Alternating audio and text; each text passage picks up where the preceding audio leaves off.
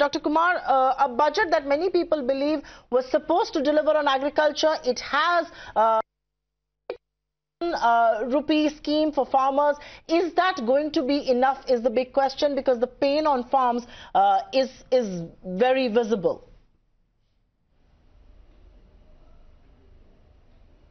Yeah, I think it's a very good measure to take, the 6,000 rupees, and of which the first 2,000 will be paid within the financial year. But please remember that this comes, this comes along with whatever else, which is that it comes with the interest rate subvention of up to 5% on loans. It comes with the sort of a higher loan availability for the farmers.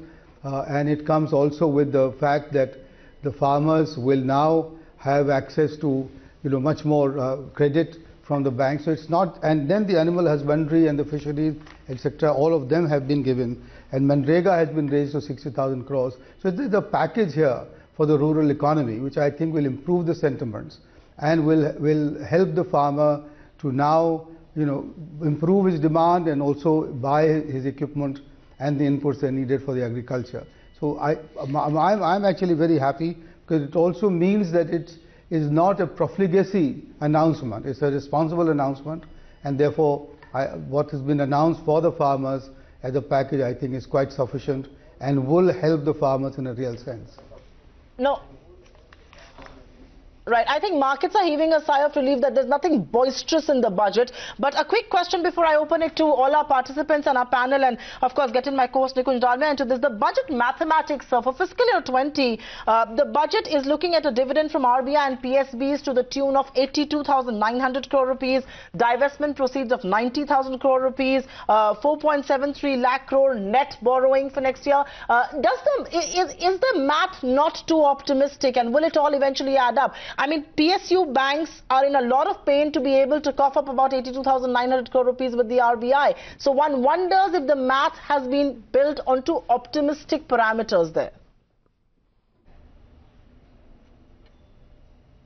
Well, that's generally always one of the sort of fears that we have for our future estimates.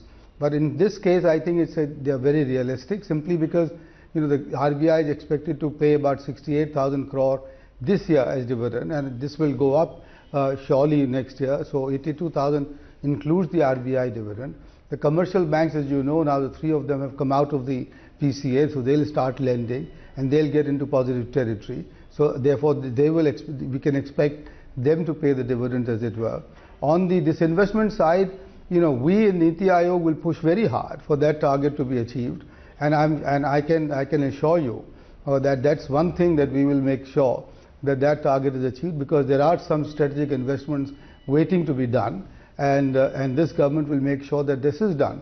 So on the revenue side, I don't think these are and the total revenue receipts are expected to increase only by about 14%, which is not a great tax buoyancy assumption, because the nominal GDP growth would be expected to be about 11 to 12%, and it's nothing comparable to what the interim budget for 2014 had, which was an assumption of 19% hike in revenue receipts that year, and which therefore led to a huge fiscal deficit of more than 4.5%. So the revenue estimates, I think, are quite realistic. They are not over optimistic, and these will be achieved in the fiscal year 1920. All right, I'm just going to throw it open to Mr. Goenka now. I believe he has a question for Mr. Kumar. And Mr. Goenka, if you can hear me, please go ahead and ask your question. Yes, I can hear you. Dr. Kumar, how are you? As everyone is saying, it's a very good budget, putting a lot of money in the hand of consumers, and therefore sort of spur consumption, which will,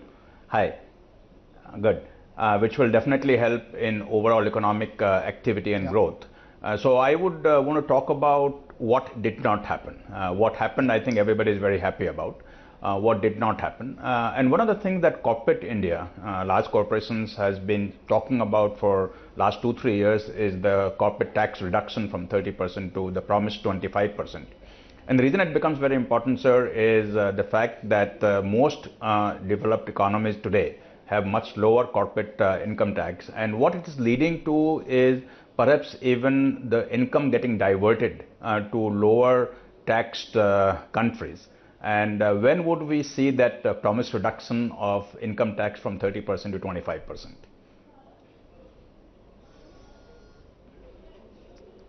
Pawan, it's a good question. I mean, it's an amazing question, but I mean, you must recognize that there are virtually no tax proposals in this budget because of it being an interim budget. Even the income tax limit that's been raised has been a form of a rebate, as Secretary DA has just recently explained, that those whose incomes were less than 5 lakh will get a rebate on their taxes that they've paid already for the financial year 18-19. So there is genuinely no direct tax proposal in the budget. But you know what makes me an optimistic person about the likely reduction in tax rate is, you know, the digitization of the income tax system. Now that's a great announcement to be made, that 99.5% of all tax returns will be processed in 24 hours, and then you will have even the scrutiny, which is anonymized. Why I'm saying that is because this improves compliance, and as it improves compliance, there will be, of course, a trend towards reduction of the corporate tax rate, which I agree with you need to come down. But along with all the other deductions, because as you know, the effective tax rate is only about 24% at the moment, I think, 25%. But you know, what gives me hope and what gives me optimism is that as the direct tax system gets digitized, as it gets more efficient, you will get this reduction in the corporate tax rate in the coming year, hopefully in the next full budget. Rajiv, one of the problems really has been, as far as banks have been concerned, is that the recapitalization has been grossly inadequate. And though it is true that recap bonds can be treated as off budget, the fact is, unless there is some provision that is made, we need to know how much is the government going to recapitalize them, because there is an interest cost. So why is the budget speech completely silent on one of the biggest issues facing the economy today, the fact that banks are in a very poor shape? Rajiv? Yeah, Maithili, I think partly the question was answered already, which is that being an interim budget, we don't have the full, government schemes on what they will do with the banking sector or the recapitalization. But you know, with banks coming out of the PCA and their profitability improving, you say that the banking sector is in very poor shape, but that's only limited to a very few banks now at this point of time. But you know, more than that, I have been always of the view that our capital adequacy norms have been hiked up beyond the Basel Committee norms by our central bank. And I have argued quite often that I don't see a rationale for that, which is why should a tier 1 capital for our bank, which is 70%, 71% in the public sector, why should it be 5.5% and not 4.5% as required by the Basel Committee? Or why should the total capital be more than 15% while the Basel Committee requires us to be only 13%? So I'm not so sure that the banking sector needs that kind of recapitalization that we've been talking about. If the credit offtake from the banking sector increases sharply, as I hope it will do because of the improvement in investment sentiments, then the government will make the capital requirement, the capital requirements or the recapitalization provisions going forward. Right.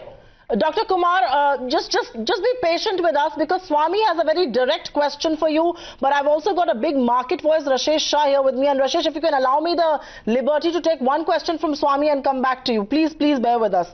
Swami? Rajiv, Urjit Patel was stuffed out because he wasn't allowing the government to raid the RBI reserves. Okay. Shaktikant Das is there, the reserves are being raided. Now there is a case for saying that indeed there are large excess reserves. But there was this long article by Arvind Subramaniam and others saying that if you are going to raid those RBI reserves, it should not be used in a spending spree. It should be used in below the line items like bank recapitalization. In fact, as far as I can see, the money is going to be used for a spending spree. Is this not going to be inflationary?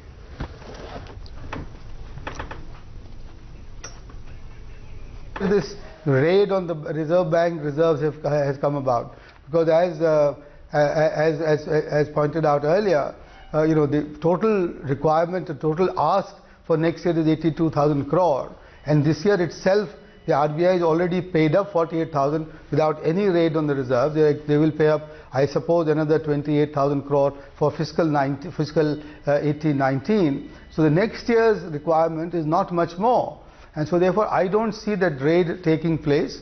But I do think, as you agree, that those reserves are surplus, and that's been sort of, now the committee is looking into it, and I'm sure it will come to the same judgment. But what the RBI will pay up will depend upon the committee's recommendations, and not anything has to do with the budget.